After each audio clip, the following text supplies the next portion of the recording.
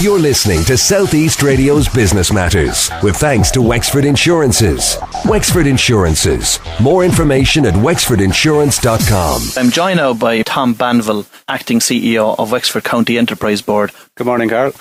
For those that aren't familiar with the services provided by the Enterprise Board, could you please provide us with a complete list? Karl, yes, we provide a range of different services to the startup community, startup business community and small business community in County Wexford. As a government organisation, we provide training programmes, we provide business mentoring, business networking, and also grant aid to small businesses and to startups. In the current financial situation that we're in, especially from a business perspective, you must be seeing an increase in the amount of grant applications that are coming through to your agency. Yeah, just to give you an idea of the numbers there, last month we had 10 applications in front of us, and unfortunately we don't have huge budgets to meet a lot of these applications, so we have to be very picky and choosy about projects that we're going to support in terms of grant aid. That's not to say that somebody who comes to us looking for support can't avail of all the other non-financial stuff like training and mentoring and business networking, but unfortunately grant aid is restricted to two types of businesses really, and those are manufacturing businesses that are looking to manufacture a product and sell it either nationally or internationally, and then what's called an internationally traded service, and this is a service business that is looking to get overseas customers or possibly export their service. What typically would the type of grant aid be that's available through the Enterprise Board? Well, there's three different types of grants that we would have. The first one is called a feasibility innovation grant, and this is where a business is looking to do market research or product development or prototyping of a product. You can imagine they're a small manufacturing business looking at making a product and needs to make a prototype or needs to do market research on the product. They can potentially apply for up to 20,000 under that feasibility innovation grant. The second one is called a priming grant, and this is for a startup business, typically less than 18 months old. And in theory, we can go up to 150,000 in terms of grant aid for that business. Now, we very rarely do that kind of funding. We'd be typically doing grants to small businesses of 10, 20, 30,000, that type of range. But like I say, in theory, we can go up to a maximum of 150,000. You've got to bear in mind, I suppose, that there is a matching funding element to this. So the business would have to put in 50% of the funding. Just to finish off on that there, the third type of grant is called a business expansion grant. And this is where a business is typically greater than 18 months old, an established business looking to expand, looking to take on employees, looking to maybe buy equipment. And again, they can go up to 150,000 in terms of grant aid. But again, typically, a business coming to us looking for grant aid will be looking for a lot less than that, maybe 50, 40,000, those kind of figures. Tom, you mentioned there that match funding was required in order to access this grant aid. This must be a major barrier in those drawing down the grant aid. What has the Enterprise Board done to overcome this challenge and help others overcome it? Yeah, it's a big problem. I know you were talking to Brian Kehoe there last week from Wexford Local Development, and it's the same issue.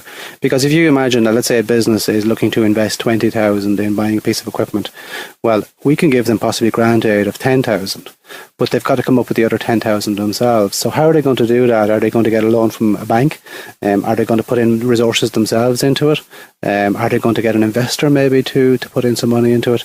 So there are lots of different permutations that can come about in terms of grant aid. Ideally, the situation would be that a third would come from grant aid, a third from the investor or the business themselves, and maybe a third from finance, maybe a bank loan.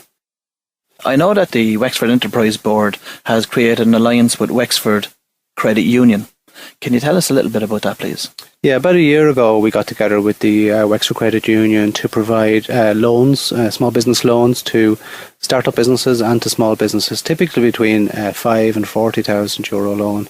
And the thinking behind this was that I suppose the credit union is better known in terms of giving personal loans to people to buy a car or student loan or that type of activity.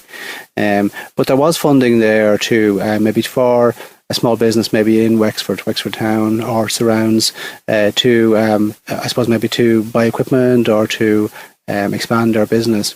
But the credit union doesn't have, I suppose, expertise in terms of evaluating business plans and looking at business projects. Whereas I suppose the Wexford County Enterprise Board is around now for 20 years, and we're kind of doing that thing day in, day out. So by bringing both organisations together and forming a partnership, we're able to provide small business loans to startups and small businesses, again typically from 5 to 40,000. How is that initiative working out? To be honest with you, Karl, it hasn't been particularly well, I suppose, taken up at this stage. We've been surprised that it has been pretty low in terms of the take-up. I suppose there is a real reluctance out there amongst not just individuals but businesses to take on further debt these days. So I think that's a factor in it. And it's typically what we're looking at here is a personal loan to a business, because the credit unions really only do personal loans. This isn't a business loan. It's not a commercial loan. It's a personal loan to a small business owner-manager who's looking to develop or expand their business. So that person is taking on further personal debt. So depending on the circumstances, obviously, may not be in the best situation for a business, small business maybe to take on further debt in the times that we're in at the moment. Just a question, Tom, in relation to accessing the grant aid through those 3 different funds that are available. Is there much bureaucracy attached to actually availing of that grant aid? There is a little bit. I mean, you have to remember that this is taxpayers' money. I mean, the Wexford County Enterprise Board gets its funding from the Irish Government and from the European Union. So it shouldn't be easy. It should not be easy to access this money. There should be a process you have to go through. So what happens is, let's say we take an app, somebody comes into myself or Breege in the office. First thing we ask them is, are they eligible for grant aid? If they are eligible, then we can obviously proceed to maybe looking at what investment they're making over the next 12 months that entitles them, I suppose, to apply for a grant in the first place.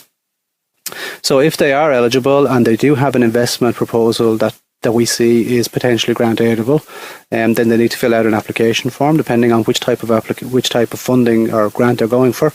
Then they need to submit a business plan for all our applications, and then if they're an existing business, we'll also look for the latest set of accounts from the business. What happens then with those 3 things effectively is they go to what's called an evaluation committee. They meet once a month. And they review the business, the promoter, what they're looking for in terms of grant aid, their latest set of accounts, in other words, the history of the business.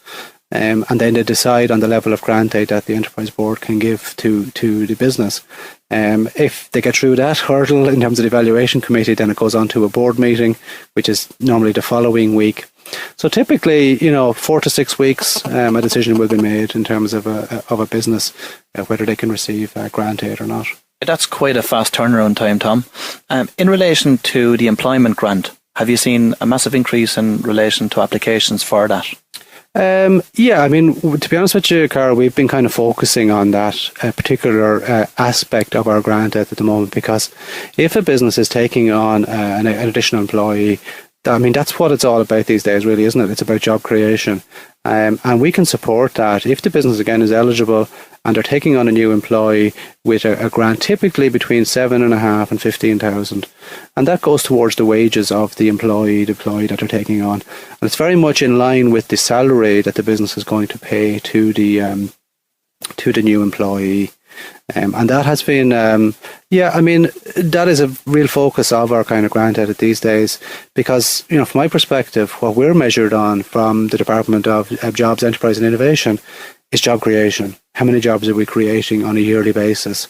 And we can really say definitively that we've created X number of jobs per year by using that particular aspect of grant aid, that salary grant, to help the business. And just for our listeners' benefit, what size is your budget this year to spend on employment grants?